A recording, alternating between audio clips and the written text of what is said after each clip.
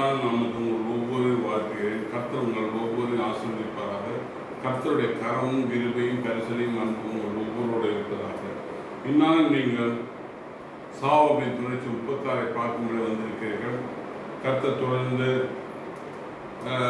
அவருடைய வார்த்தைகள் மூலமாக தேவனுடைய வசனத்தின் மூலமாக நம்மோடு பேசிக்கொண்டிருக்கிறார். இதில் 1000 வருட அரசாட்சியை நாம் தொடர்ந்து பார்த்து கொண்டிருக்கிறோம். 1000 வருட அரசாட்சியிலும் அவர் நாமத்தின் மூலமாக அவர் என்னென்ன செயல்பாடு செய்ய போகிறார், சாவாமை இருக்கும் மக்களுக்கு என்ன செய்ய போகிறார் என்று சாவாமியின் தொடர்ச்சியாக 1000 வருட அரசாட்சி மூலமாக அவருடைய நாமத்தின் மூலமாக நாம் பார்த்து கொண்டிருக்கிறோம். இந்நாளிலும் அவருடைய நாமத்தை 18 நாமம் இதுவரை பார்த்திருக்கோம். இன்றைக்கு ஒரு 3 நாமங்களை 1000 வருட அரசாட்சியில் அவருடைய நாமங்கள் என்ன, அவருடைய நாமங்கள் நிறைய நாமங்கள் இருக்கு. அதை நாம் தொடர்ந்து பார்த்து கொண்டே இருக்கலாம். ஆனால் நம்ம பார்ப்பது 1000 வருட அரசாட்சியில் அவருடைய நாமம் என்ன, அவருடைய அந்த 1000 வருட அரசாட்சியுடைய செயல்பாடு என்ன என்பது, நாமத்துக்குரிய செயல்பாடு என்ன என்பதை நாம் பார்த்து கொண்டிருக்கோம். அதை இன்றைக்கும் ஒரு 3 நாமத்தை பார்த்து 21 நாமத்தோடு நான் முடித்துக்கொள்ள வாஞ்சிக்கிறேன் அவருடைய நாமத்தை. ஆனால் 1000 வருட அரசாட்சியில் அவர் தெய்வீக தன்மை என்ன, அவருடைய மனித தன்மை என்ன என்பது தொடர்ந்து நாம் பார்க்க போகிறோம். கர்த்தருடைய நாமத்துக்கு மகிமை உண்டாகட்டும். கர்த்தரை நல்லவர். ஆமென். 19 கல் என்ற ஒரு நாமம் அவருக்கு கொடுக்கப்பட்டிருக்கிறது. இது ஏசாயா 28:16 பார்க்கிற போது அதை நாம் பார்க்கலாம். அஸ்திபாரமான ஒரு கல், அவரே மூளைக்கல், அவர்தான் அஸ்திபாரம். அது மேல கட்டப்பட்ட கற்களாக நாம் இருக்கிறோம் என்பது நமக்கு தெரியும். அது 1000 வருட அரசாட்சி, அவர்தான் அஸ்திபாரமான கல்.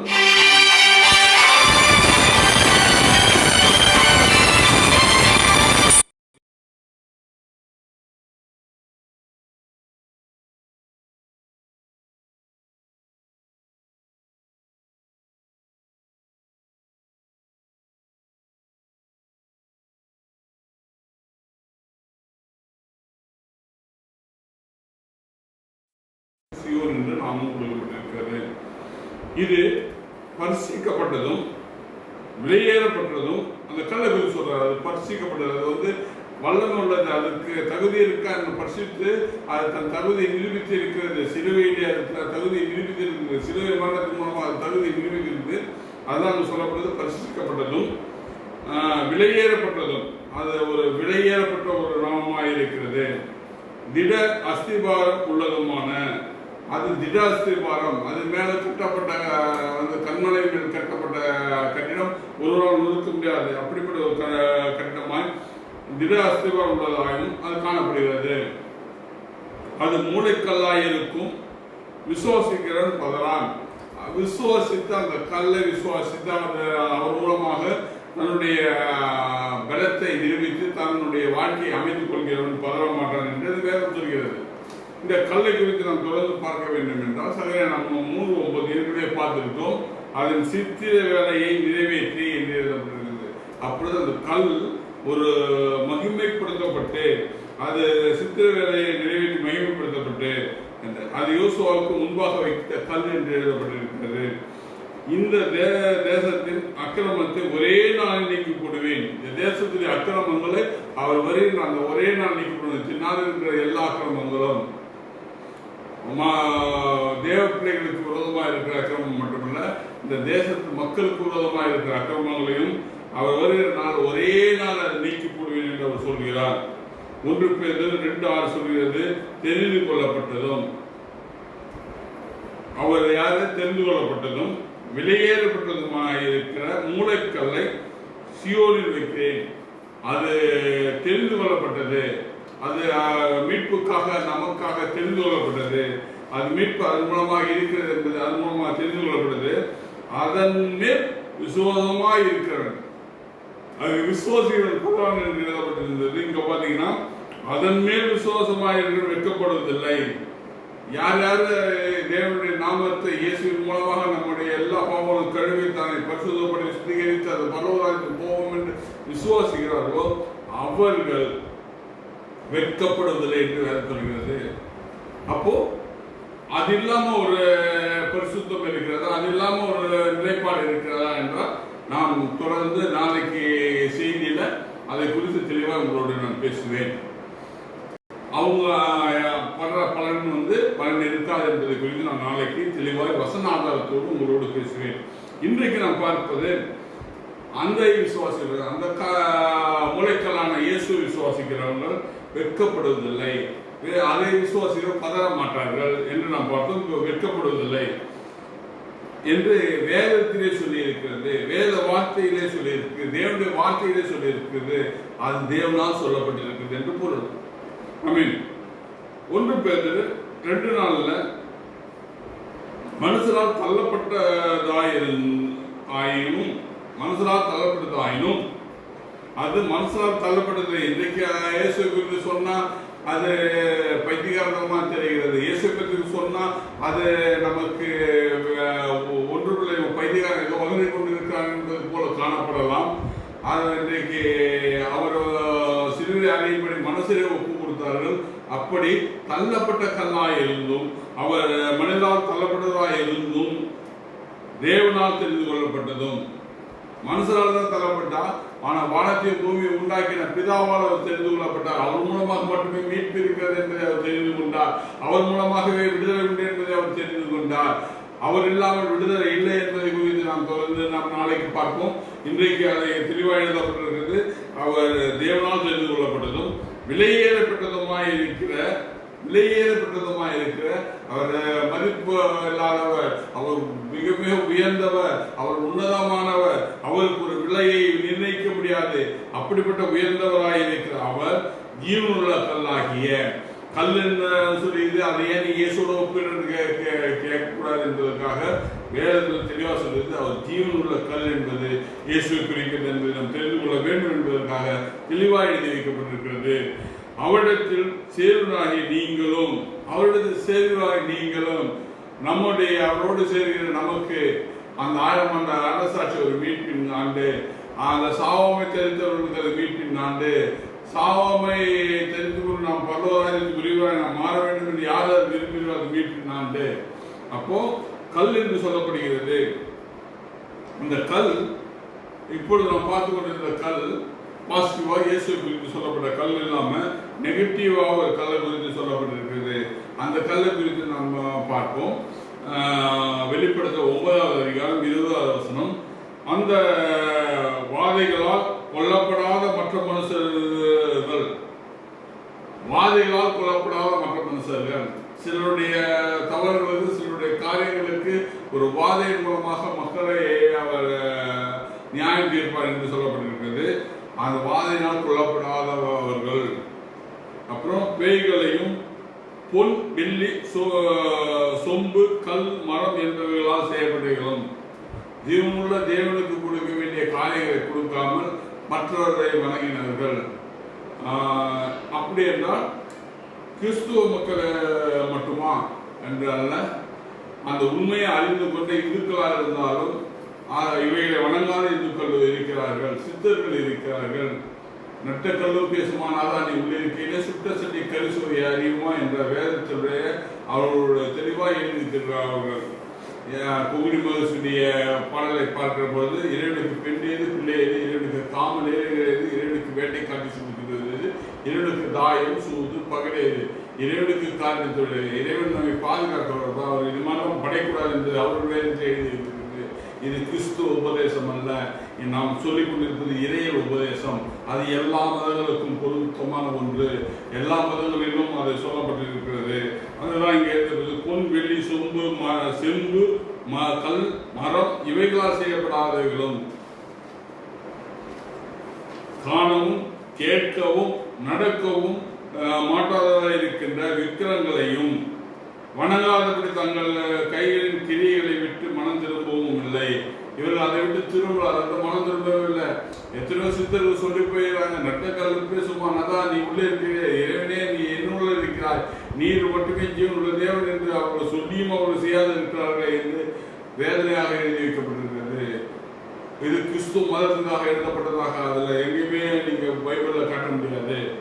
இன்னும் நீங்க வெளிப்படுத்த 9:21 பார்த்தீங்கன்னா, தங்கள் கொலை பாதங்களையும், இது இல்லாமல் கொலை மற்றவர்களை கொலை செய்ய வேண்டும் என்று கொலை வெறியோடு நியாயங்களை கேட்டால் அநியாயமாய் சுடப்படுவதும், அநியாயமாய் அவர்களை அடித்து வேதனைப்படுத்துவதும், அவர்களை சித்திரவாதைப்படுத்துவதும் என்று கொலைபாதகங்களையும் தங்கள் சூனியங்களையும் ஒன்றுமே இல்லாததை அதை ஒன்றாக கருதுகிறதும் மந்திர பில்லி சூனியங்கள் செய்வதும் இப்படிப்பட்ட சூனியங்களையும் தங்கள் வேசித்தனங்களையும் தங்கள் களவுகளை விட்டு மனம் திரும்பவும் இல்லை. இவர்கள் மனம் திரும்பாதவர்கள், இவர்கள் தேவனிடத்தில் வராதவர்கள், உண்மையாய் வானத்தை பூமியையும் சிருஷ்டித்தவரையும் அவர் நம்பவில்லை, அவர் சொன்ன வார்த்தையும் அவர் நம்பவில்லை, அதன்படி தங்கள் வாழ்க்கை அமைத்துக் கொள்ளவும் அவர்கள் விரும்பவில்லை. இப்படிப்பட்டவர்களை என்று அங்கு தெளிவாக எழுதியிருக்கிறது. அதில் நீ வெளிப்படுத்த 9வது அதிகாரம் 21வது வசனத்தை நாம் பார்த்தோம். 20 வந்து நம்ம இன்னொரு நாமத்தை பார்ப்போம். 20ஆக ஒரு நாமத்தை பார்க்கிறோம், ஒளி என்ற நாமம். இப்போ இந்த ஒளி என்ற நாமத்தை பார்க்கிற பொழுது இந்த காரியத்துக்கு அது தொடர்பு இருக்குது. நாம் எப்படி இருக்க வேண்டும் என்பதை குறித்து ஏசாயா 60வது அதிகாரம் 1-3 மட்டும் சொல்லுகிறது. எழும்பி பிரகாசி, எழும்பி பிரகாசி, எழும்பி பிரகாசி, உன் ஒளி வந்தது, கர்த்தருடைய மகிமை உன்மேல் வந்து உதித்தது என்று சொல்லப்பட்டிருக்கிறது. எழும்பி பிரகாசி, உன் ஒளி வந்தது, கர்த்தருடைய மகிமை உன்மேல் உதித்தது என்று எழுதி வைக்கப்படுகிறது. அப்போ நாம் எழும்பி பிரகாசிக்க வேண்டும் என்றால் கர்த்தருடைய மகிமை நம்மேல் வர வேண்டும். அப்படிப்பட்ட ஒரு காரியம் நமக்குள் வெளிப்பட வேண்டும். இதுதான் ஏசாயா 62 சொல்றது. இதோ இருள் பூமியையும், இருள் என்பது என்ன? ஒரு அறியாமை என்ற இருள் இந்த உலகத்தை எல்லாம் மூடிக்கொண்டிருக்கிறது.